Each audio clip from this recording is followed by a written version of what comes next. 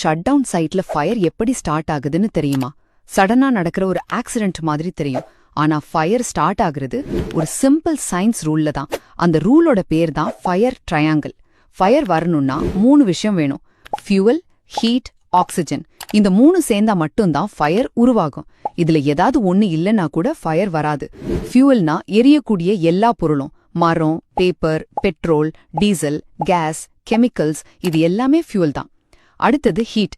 இது welding, grinding, cutting வேலைகள்ல இருந்து வரலாம். அதிலிருந்து வர ஸ்பார்க்ஸ், ஏன் நேரடி சூரிய ஒளி கூட ஹீட் தான். கடைசியா ஆக்சிஜன். காத்துல இருக்கிற 21% ஆக்சிஜன் தீ எரியறதுக்கு போதும். ஆக்சிஜன் இல்லாம ஃபயர் உருவாகாது.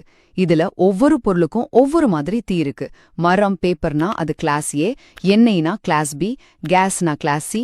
எதுக்கு சரியான எக்ஸ்டிங்விஷர் யூஸ் பண்ணணும்னு தெரிஞ்சுக்க இது ரொம்ப முக்கியம்.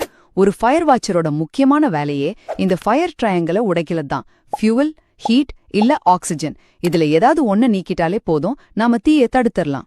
இத பத்தி